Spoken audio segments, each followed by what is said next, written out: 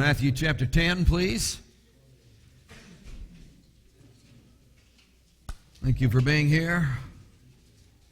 We're excited about being with you tonight. Matthew chapter 10. We have been working on this passage for months, actually. And Saturday before last, we ended up on verse 24, 25. Actually verse 26, which was a playoff of verse 24 and 25 of his instruction to us. Tonight we want to zero in on verse 27, but the content of verse 24, 25, and 26 is so absolutely essential that if you don't grasp it and know it, things get confused. It gets clear out of proportion. And I know if you go to many commentaries, you will get difference of opinion about what this passage is focused on, and that concerns me somewhat. So that's why I'm going to back up and go over the whole flow of it again, just to be sure we're on track. You know, of course, that the Galilean ministry has come to an end. You know that in verse 35 of chapter 9, he is moved with overwhelming compassion. There is this burden that is just washed over him, that has just gripped him. He sees, and I think it's significant in verse 36 of chapter 9, that he sees the people like sheep having no shepherd. And the sheep imagery is given even in that verse as you close out chapter 9. And so he calls his disciples together for a prayer meeting, and of course the prayer meeting is all about the harvest and the laborers that are in the harvest field and need to be in the harvest field. And the word few is emphasized, of course. There are just few laborers in such a massive, overwhelming harvest time. And the prayer is that the Lord of the harvest would send out laborers into his harvest, and people would be selected, and individuals would be moved. And of course, in the middle of the prayer meeting, Jesus jumps to his feet and says, "Your prayers have been answered." And the answer to the prayer is none other than the 12 disciples themselves. They are going to be the answer to their own prayer. So in chapter 10, verse 1, he calls his 12 disciples to them, and he reaches down inside of himself and grabs a hold of the power that it contains within and transfers it to them. It's one of those transitional examples that comes to us through the Gospels. At least that's what I call them, because they are a pre-Pentecost involvement. It is the picture of what the new covenant is going to be like when it's full-blown, when it's full force, when there's the wonder of the indwelt Spirit. And this is the beginning of it. This is a foretaste of it. This is a transitional example of what it's going to be like. So Jesus has grabbed a hold of the power which gives them ability to have power over unclean spirits, to cast them out, to heal all kinds of sickness, all kinds of disease. And again, it's worth noting that he does not select these people because they have talent. They didn't come and audition for the position. This was not they sent in resumes and he picked out the best resumes. This was not the people who had talent. He is not selecting the individuals who have special abilities, charismatic personalities, have gone to speech class, have all of those. No, it didn't have anything to do with the disciples. It has everything to do with what's going on inside of the disciples. For he's reached down inside and grabbed a hold of what he contains within and has transferred it to his disciples. So what is significant about their ministry is not them and their ability. Isn't this good? Not them and their ability. It isn't about your good looks and what you've learned. It's about, the wonder of the power of the Spirit that's come to be within. And everything that's going to flow is based upon that. So the emphasis is off of them onto the indwelt Spirit. Again, a foretaste, a transitional example. So in verse 2, they've become apostles. So they've moved from disciples to apostles. And again, what's moved them from being disciples to apostles is this transfer of the resource of the person of Jesus that's come to be within them. Now, he lists the 12 apostles, and then in verse 5, down through the entire rest of the chapter, he gives this phenomenal insight into ministry. If you ever wondered what ministry is like, how Jesus feels about ministry, this is the chapter. If you wonder what is Jesus, if he could come tonight and give me instruction on how to minister to this community, what would he tell me? This is the chapter. If you're wondering, well, if I could go to a seminary class, a Bible college class, and sit in that class, and Jesus could actually be my instructor, what would he tell me in a practical ministry school? This is the chapter. Here's his instruction. So from verse 5 through verse 15, he gives special details of the ministry that is to go on. Some of it has to do with their culture, but there are fundamental principles that are being laid out for us, and we've walked through that. But as you move into verse 16, he gives us the picture of ministry. So we've given a little outline on this. The picture of ministry is given in verse 16. The practice of ministry is given at the end of verse 16. The picture of ministry is sheep in the midst of wolves. It's imagery. They're a shepherding culture. We understand that. So they knew exactly what he was talking about. This painted images for them. They saw this. I'm going to send you out as sheep in the midst of wolves. And maybe you want to say, well, that's imagery, and that he doesn't really mean that. It's just a kind of a parable kind of thing. It's just kind of that kind of emphasis. But then he goes on to break it down in realistic terms, so there's no way to weasel out of it. And in verse 17, he talks about persecution it begins to talk about persecution in the various realms from which it's going to come. There's going to be persecution within the religion itself. Religious persecution is taking place in verse 17. They're going to deliver you up to the councils and scourge you in their synagogues. This is your own denomination, your own people, your own church, your own fellowship is going to rub against you. He says, hey, get ready for that. And it isn't as if this might happen, just want to suggest it could happen. It will happen. And he moves you into verse 18 and says, hang on, it's going to get worse. This is all about sheep in the midst of wolves. There's not only going to be religious persecution, there's going to be political persecution. And that's verse 18. They will bring you before governors and kings for my sake, as a testimony to them and to the Gentiles. Even, he says in verse 21, there's going to be family persecution. So the whole division among family is going to take place as you see it between father and son and parents and children and hated for my name's sake in verse 22, but he who endures to the end shall be saved. In the midst of all of this persecution, you could just get bogged down. You could just say, oh, brother. You could just say, well, this isn't worth it. You could say, this is terrible. You could say, hey, let's just hang it up. You could say, well, let's just go off and get away from all of these people. Let's just vacate this thing. But he's talking ministry here. How are you going to minister if you don't go in the midst of the wolves? And if you go into the midst of the wolves, what do you expect to take place? Well, there's going to be persecution, so don't get all bogged down in that, he says. And he gives us these tremendous verses on the provisions that are given to us in the midst of the persecution. In fact, if you focus on the provisions, they are so great. They are so overwhelming. They are so wow, that they just overshadow the persecution. It's like, oh, that's a mosquito bite. I mean, it's nothing. Come on. It's just the provisions are so phenomenal, they just make you rejoice in the midst of the persecution. In fact, if you really focus on the provisions, I want you to get this. If you really focus on the provisions, as you move into verse 24, he says, if you really focus on the provisions, not on the persecution, if you see the provisions that I've given you, he climaxes, he roars into this, he just leaps into this phenomenal idea that, oh, the greatest thing of all is, you're going to be like me.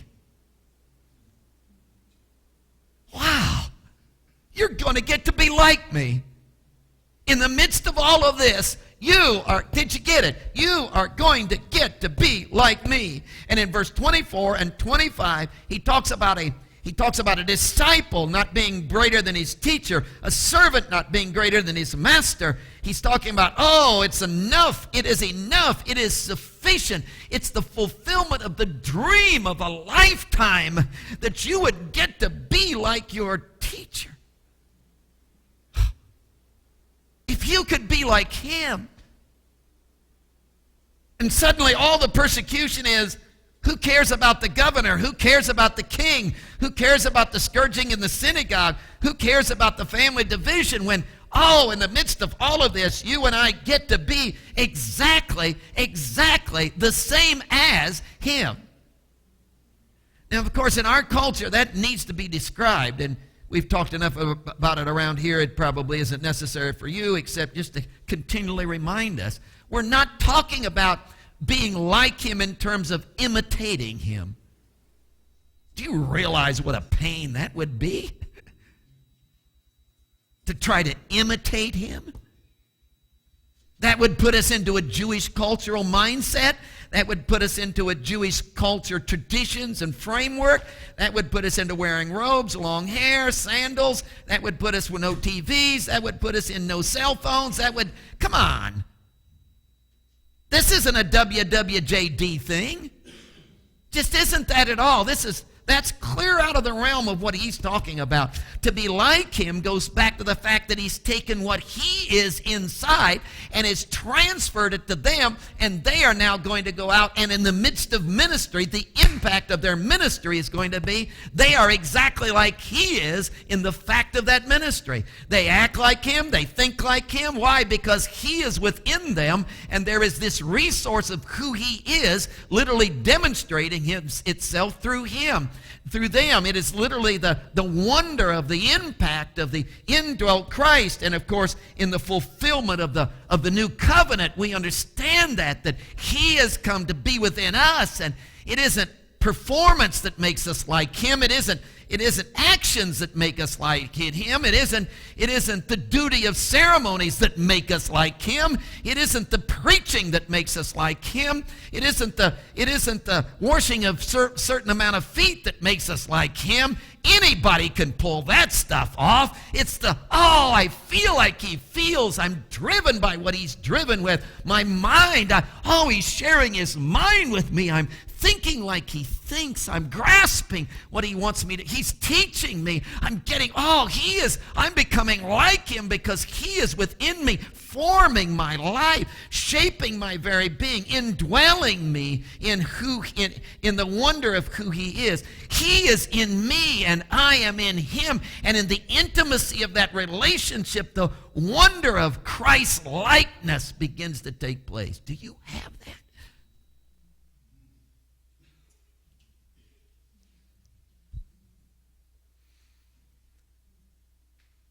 Well, what do I have to do to get it?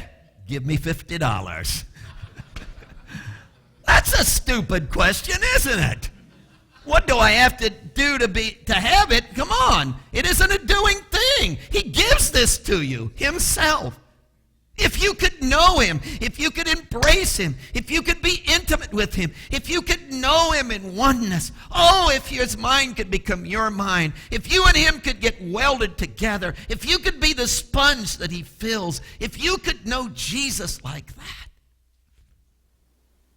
if you could go beyond knowing about him to being intimate with him,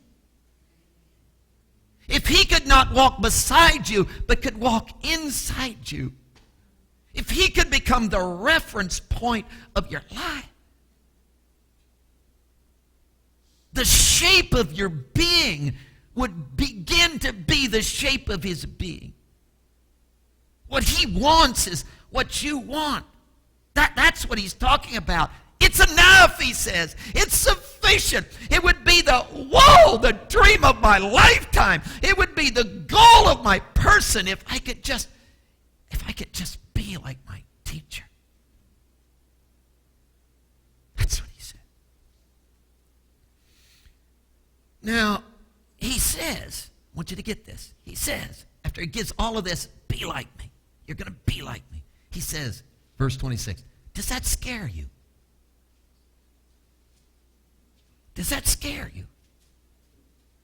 Therefore, do not fear them. Now, the word them literally in the Greek can be translated it, which refers back, I believe, to the concept of being like him in verse 24 and 25, and that it's not a reference to the persecutors. So, strike the them, make it an it. Therefore, does this bring fear to you? Does it scare you to think about being like him? It shouldn't. But does it? And you'll remember it's in the subjunctive, which means it's maybe this will. Not this will, but maybe it will. And if it does, I want to correct that for you, that you don't need to be afraid about being like me, because the reason you don't need to be afraid, and we gave 3 reasons. One is that it is a state of being.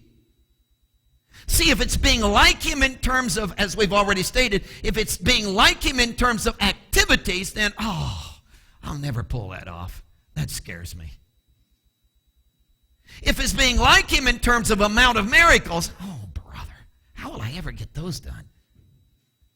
If it's being like him in terms of feeding the amount of people that he feeds or fed, I'll never reach that. If you're contrasting his feats with my feats, his activities with my activities, then come on.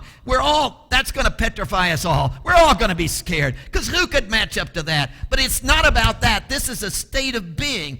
And we brought that clear in verse 26. For there is, it's the me word. It's the I am, only it's in the third person, which is there is. And it's the idea that this is a state of being he's calling us into, not a series of activities. I'm not going to be like him because I walk like he walked, because I wear what he wore. I'm going to be like him because the state of being in which he existed is the exact state of being in which I'm existing. Oh, I want that.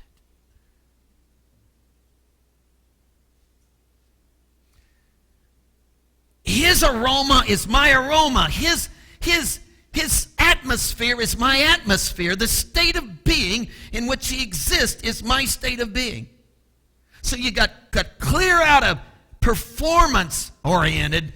Get clear out of that. Don't even think in terms of the amount of miracles and the amount of parables and the amount and he died on a cross. I'm going to have to get clear out of that. This is a state of being where what was sourcing him and indwelling him has now come to be in me and is sourcing me and indwelling me. And the state of being in which he was in, I am in. Could you just go after that? Could you focus on that? Could that become the driving passion of your life?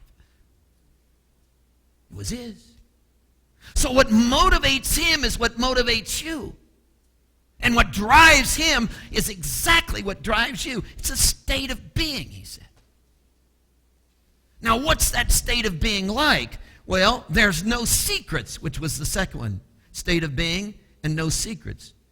Verse 26. For there is nothing covered that will not be revealed, and hidden that will not be known. Now, the covered and hidden are participles acting as adjectives which modify the state of being. So here's a state of being, and what's that state of being like? No secrets. Oh, wouldn't that be great?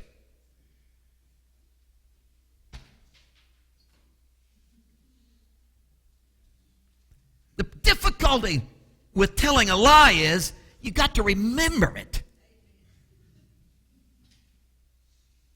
Because it'll probably take another one to perpetuate the one you just told. And then you got 2 to remember. Wouldn't it be great to have no secrets?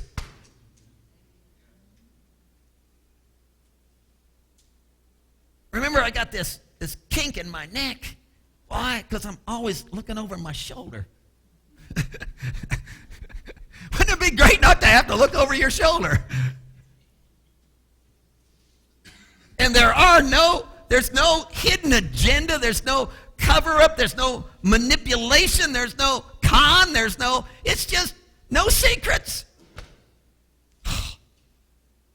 That's Jesus, man. And he says, that's the way, that's the state of being. That there's nothing covered, there's nothing that's covered, and there's nothing that's hidden. It's a state of openness and a state of sincerity and a state of reality and a state of I don't have to hide anymore and a state of how do you describe that? And it's interesting that most of the things we want to hide, everybody knows about anyhow.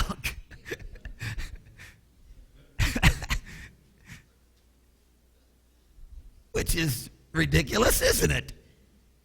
So, hey, here I am. And in openness and sincerity, that's the state he's talking about, which is like him. And the third one is no sham, which is the idea of falsehood or hypocrisy. And it comes from the words, of course, in verse 26, revealed, and the whole idea of made known. So it's the reality of the thing, so that there's absolutely no hypocrisy, and absolutely, see, the way I am now is the way I'm going to be, and the way I'm going to be is the way I am now, and when I am here, I am there, and it isn't I put on one face here and one face there. You know, Abraham Lincoln, they said, you're two-faced. He said, do you think I had another face, I'd be wearing this one?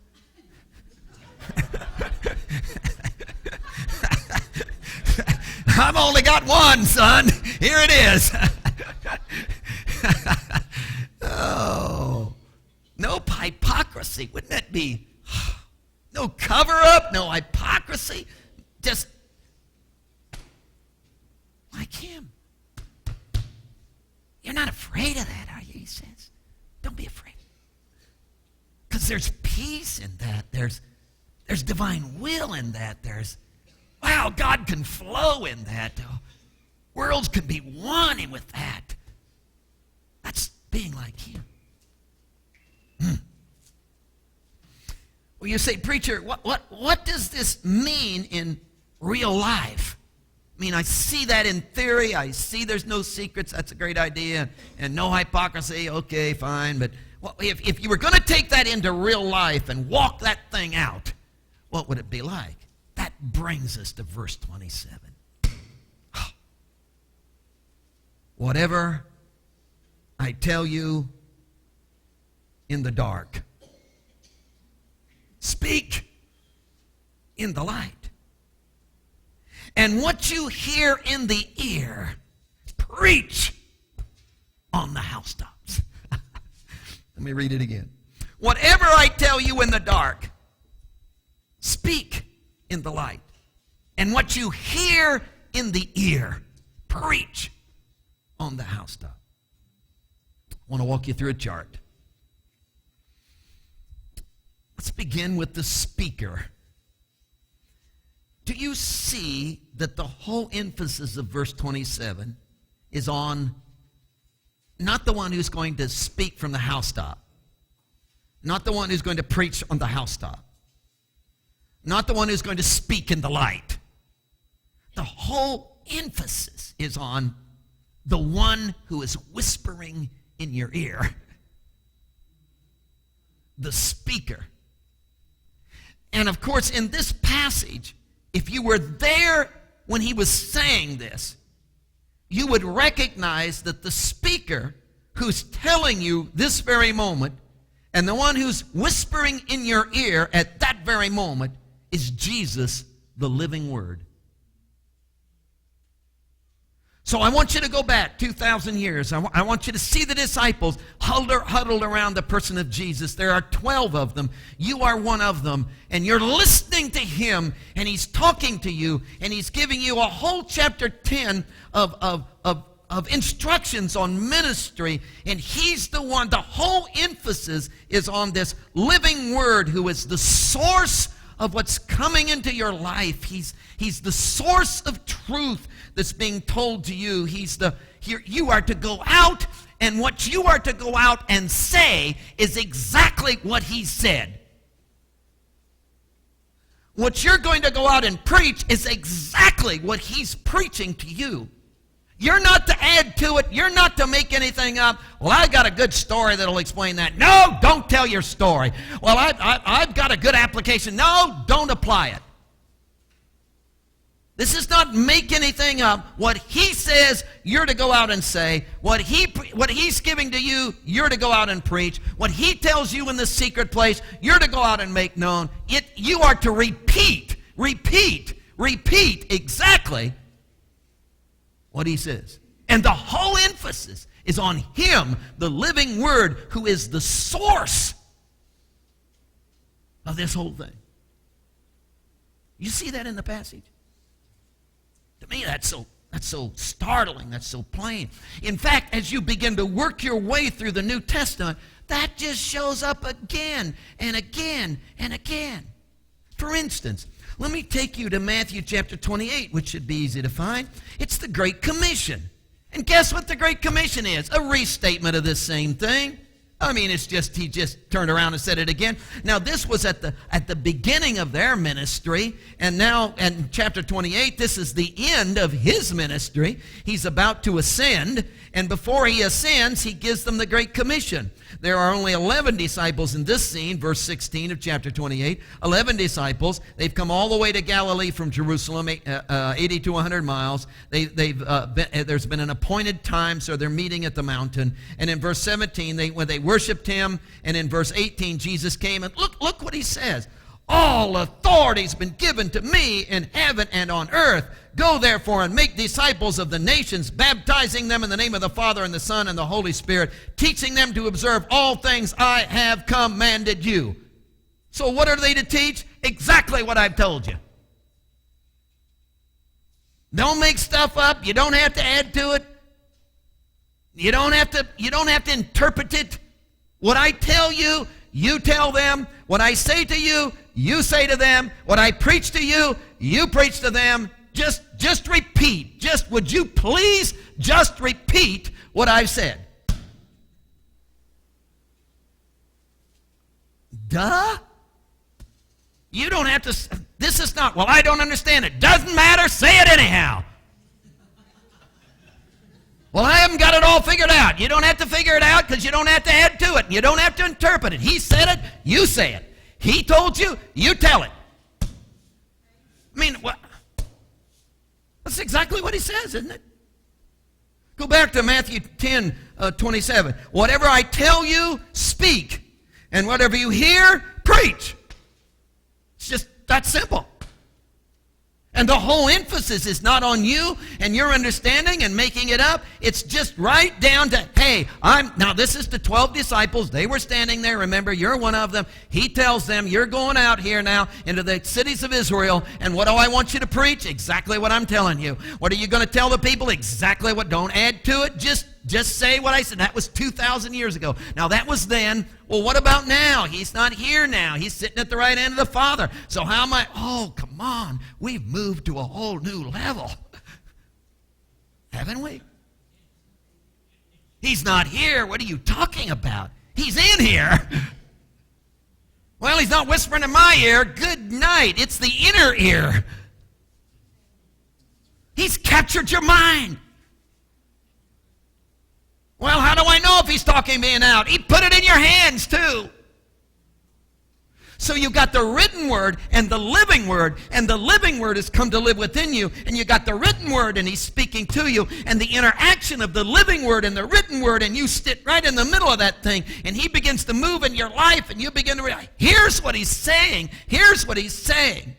I'm not interested in the psychology of the day. I'm interested, he said it.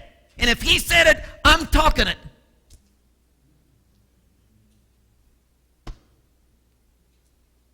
That's a whole. And I know that's nothing new to you guys, but man, seems like it's always new to me every time I say it. That the wonder of the revelation of his word as he literally begins to reveal himself to you so that there's absolutely no question what you ought to tell your generation. So this is not any wonder why we take the head of every teenager and jam their nose into this book and say, right here it is, son. Right here it is. There's no wonder why we're more sold on this when we are Dr. Phil. I mean, this is it. This is it right here. This is the deal. He said it. We got it. Would you be willing to take your entire life and bend it under the authority and truth of what he's saying right here? Would you be willing to take every circumstance in your life and say, I don't care whether it makes sense in my twisted mind or not. I don't care whether my culture says it's proper or not. I don't care what the circumstances of the morals of my age say. I'm going to take my entire lifestyle, my body drives, my thought process, my speaking of my mouth. I'm going to take the whole thing and bend it right underneath the authority of this book, because this is the written word backed up by the living word who's literally speaking in my ear, and what he says I'm going to talk, and nothing will come out of my lips that isn't found here. Wow, that's what he said.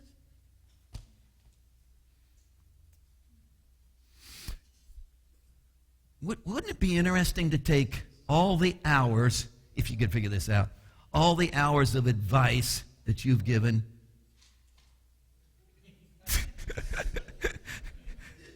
that wasn't worth, because it wasn't this. He didn't say it.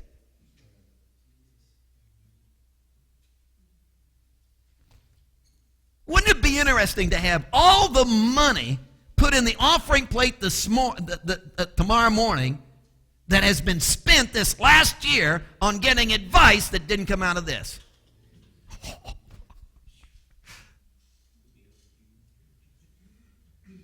See, would this work? He said it. You speak it. Living word, written word. The speaker, the whole emphasis is on the speaker. Got to move on. Second idea. Now, as you look at the passage, verse 27, we're talking about being like him.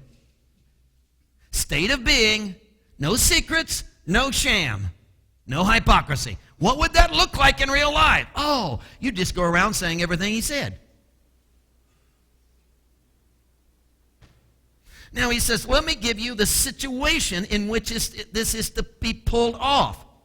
He says, and the first one is personal then. It's personal. Whatever I tell you in the dark. Now don't let the dark, I know there's this dark light thing in the New Testament, but that isn't what he's talking about here. And the dark here has the idea of secret. What I tell you in the secret place. You are to speak in the light, in the openness. In other words, what I tell you at night when you are all by yourself in the dark, I want you to boldly proclaim that in the light among the people around you. So what I tell you in secret, you realize everybody's got an opinion. Well, this is my opinion. Just keep it to yourself, will you? We don't care about your opinion. Well, this is how I feel about it. So, we don't care how you feel. We're not interested at all. Please don't get up and preach a sermon, Manley, on your personal opinion of the situation of the hour, because I'm not interested in hearing your personal opinion. Because I've heard your personal opinion on lots of things, and it doesn't mean anything. See, this is what he said in the secret moment. Have you been listening to him in the secret moments? Has he been talking to you in the dark? Has he been whispering? The picture there, by the way, that he's alluding to, the scholars say here, what you hear in the ear was that then when they were reading the Hebrew in that day, most people didn't understand Hebrew.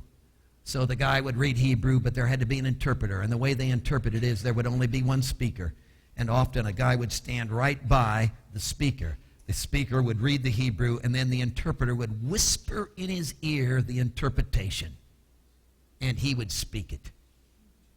He only spoke what was whispered in his ear.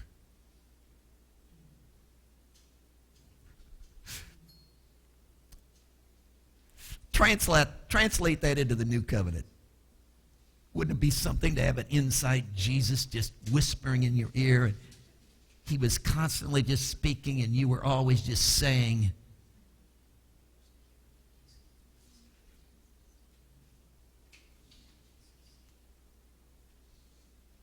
Would it be too much to challenge you? Don't let anything come out of your lips that he hasn't whispered to you in the secret moments.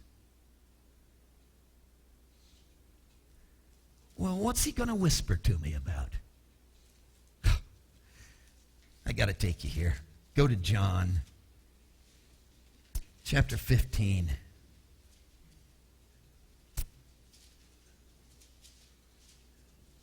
John 14, 15, and 16, as you know, those three chapters are in the upper room, and they're all about what's going to happen in Pentecost. They're all about the fullness of the Spirit. They're all about the intimacy of the fullness of the Spirit. They're all about God's going to come and live inside of you. They're all about I'm going to die, be raised from the dead, ascend to the right hand of the Father, and I'm going to give myself to come and live within you. And look at verse 15. He's just told this parable of the vine and the branch. I am the vine, you are the branch, and the intimacy of that, and abide, abide, abide. He just uses that word again and again and again, all over and over again, all the way down into verse 10. Now he comes thundering into verse 15. Look at this thing. He says, listen, no longer do I call you servants, for a servant does not know what his master is doing. But I call you friends. For all, get this, for all things, all things, what did I say? All things that I heard from my Father, I have made known to you. He says, you know what's been going on? I'm telling you, whatever I tell you in the dark, you speak in the light. And whatever I whisper in your ear, you get on the housetop and mouth it, man. Mouth it. Everything that I whisper to you, you tell it. And the reason I'm telling you that is because, the Father's been whispering in my ear. See, I'm the prototype of this, he says. Father's been whispering in my ear. The Father's been talking to me in the dark hours. And what I've been telling you is, that's what he's been telling me. And as he's talked to me inside, I've been sharing that. And now as I talk to you inside, you go share that. And there's no question about what you ought to be saying, because everything that I've heard from my Father, I have made known to you. In fact, look at chapter 16 as he develops this. As you move into chapter 16, go to verse 13. However, when he, the Spirit of truth, is come, he will guide you into all truth. For he will not speak of his own authority, but whatever he hears he will speak, and he will tell you things to come. He will glorify me, for he will take of what is mine and declare it to you. So what's going on? He says the same thing that's been going on in me, that's exactly what the Spirit's going to do. Look at that. However, when the Spirit of truth has come, he will guide you into all truth, for he will not speak on his own authority, but whatever he hears, he will speak. So the same thing that's going, I'm whispering in you, he's whispering in you, he's being whispered to. This is being passed from the Father to the Spirit to you. You're in on the flow of this, the wonder of the truth of the divine. So it's personal. And of course, what he says, back to verse 27, chapter 10, he says, in the situation, it's personal. I've been whispering to you in the night hours, in the dark hours, in the secret moments. I've been whispering in your ear. That's what I want you to proclaim. And when is it? How is it to be done? You are to preach it. Now, if you look at verse 27, in my translation it says preach. It's a poor translation, because when you think of preaching, you think of being bored. So this is really, the word is proclaim. Proclaim, which could be good Could be talk, it could be preaching, but it doesn't have to be preaching. We're good at talking, aren't we? How can I explain this? Jesus comes and says to me, turn the other cheek. I grab a microphone, and on Sunday morning I look at everybody and say, turn the other cheek. When they hit you on one side, turn the other cheek. Oh, I proclaimed it. That isn't what he's talking about. See, he's whispering in my ear, the guy just hit me. He's whispering in my ear, don't hit him back, turn the other cheek. That isn't Sunday morning preaching. That's street, the guy just hit me stuff.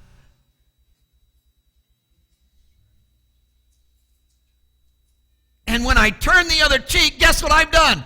Proclaimed what he just told me. You see that?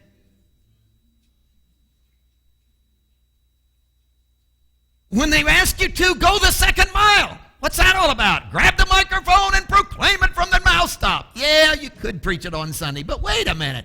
That's when you're out there and the guy says, listen, really, I need to go. You've carried the package just 1 mile, and I appreciate it, but I really need, could you go another mile with me on this? And he's whispering in my ear. And that's proclaiming. And folks, what good is truth if all we do is mouth it?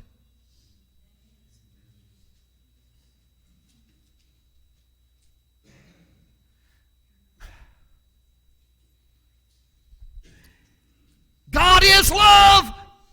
Well, good. Sing the songs about it while we hate each other. I've never figured that one out. Have you ever figured that out? The great songs of the church are about the love of God, and we have church splits. What? Something isn't right in all of that, because in the inward heart of my being, he's whispering, and I'm to proclaim it, not by just speaking it. I'm to proclaim it in the lifestyle of my life, is what he's talking about. Yeah, quickly, let me give you the last. The stress. Now, when we mention stress here, it's not pressure stress. It's not, oh, I'm stressed out. It's not that. It's focus. It's focus. And the focus is on the communication. Now, you see this in verse 27. Whatever I tell you, oh, you got to follow this or you'll get confused. I tell you. The Greek word there is lego. There's another Greek word which is lalo. Lalo is the Greek word, L-A-L-E-O, is a Greek word that's focused on the act of speaking. Lego, which is the Greek word here, L-E-G-O, is focused on the content of what's being spoken. So he says, when I tell you, the focus is not on him. You're not to focus on Jesus, the one who's doing the speaking. You're to focus on the content of what he's speaking to you. So what I tell you, the content that I tell you, forget that I'm telling it to you, the content of what I'm telling you in the night hours, in the secret moments. Now this is a little strange, isn't it? Because I've always said focus on Jesus. No, don't focus on Jesus. Focus on the content of what Jesus is saying. So I'm focusing on the content. He's telling me this in the night hour. He's whispering this in my ear. It's a very personal thing. He's communicating this to me. I'm not to focus on him. I'm to focus on the content. Well, what is the content of what he's telling me? Oh, he's telling me the truth that comes from the Father. What is the truth that comes from the Father? He is. So I'm to focus on him. Yay! You didn't get it, did you? I didn't think you would. Oh, that's awesome. Jesus is speaking to me and says, don't Don't focus on me. Focus on the content of what I'm telling you. Well, what are you telling me? I'm telling you what's coming from the Father. What's coming from the Father? Truth. What is the truth that's coming from the Father? It's me.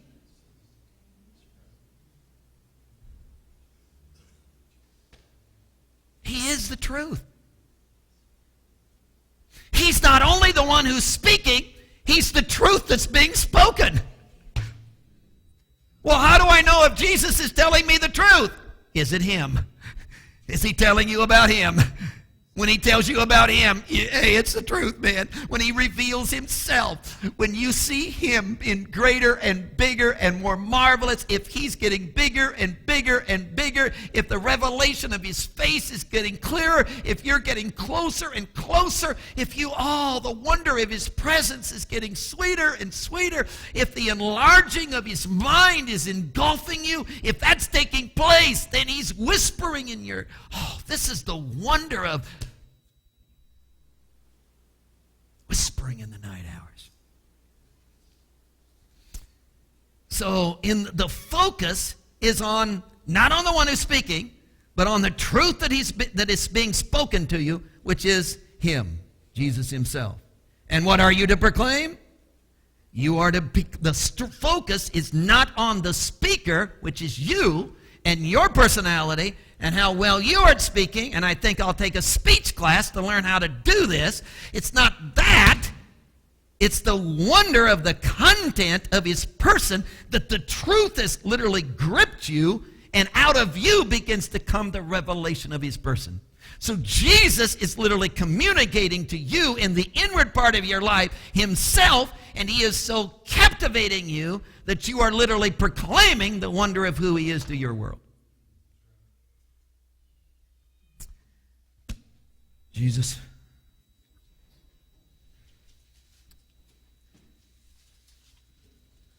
I don't want anything coming out of my lips that isn't you. I don't want anything demonstrated in my life that isn't a demonstration of you. Speak in the night hour. Speak in the secret moments.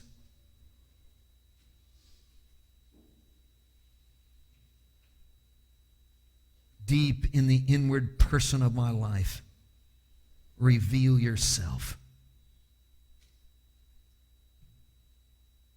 so that out of me will spill the likeness of who you are.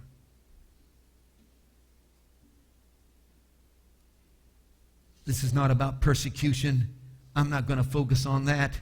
What people did, what they didn't do, what the church does, what it doesn't do, what the government does, what it doesn't do, what my family thinks, what they don't think. Could I hear your voice? Could you reveal yourself in the night hour?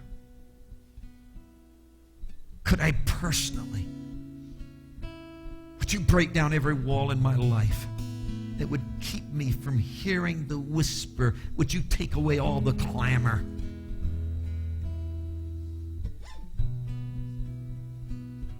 That is so loud I can't hear you.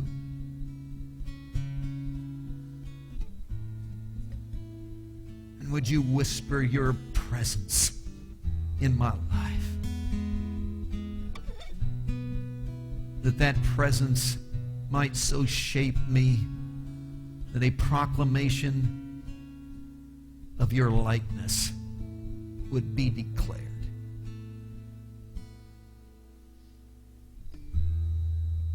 Please let somebody mistake me for Jesus.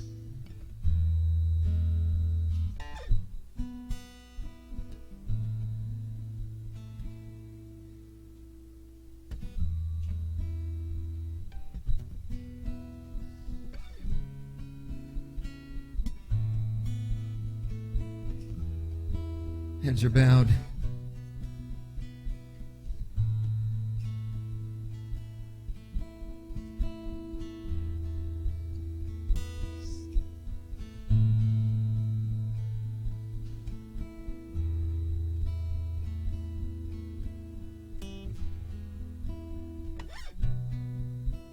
We must have this I must have this in my life.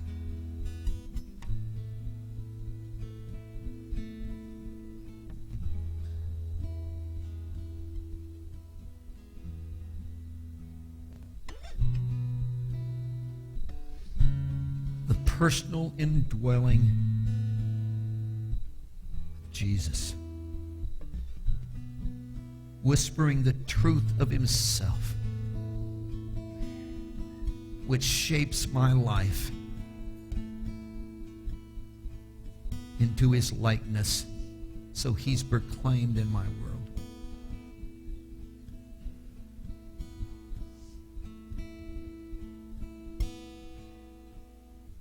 Does that frighten you? Would you be willing tonight for him to strip from you every hindrance of that?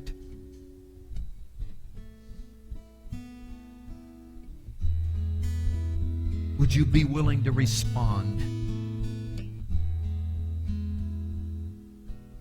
in the simplicity of saying, here I am. Whatever you need to do in me to become so intimate with me that you can share who you are. And what you share will be so powerful in my life. It'll restructure and revamp who I am into who you are. And my world will see you.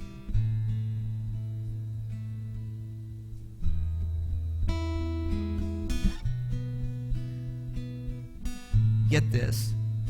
Nothing can keep you from the reality of this if you are open. It is enough.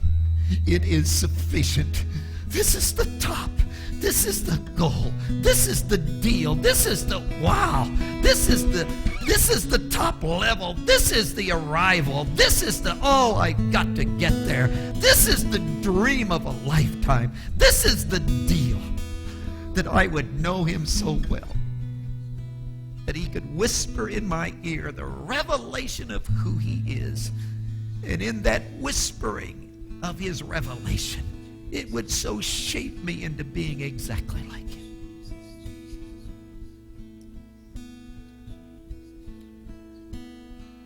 Altars open, moments of seeking.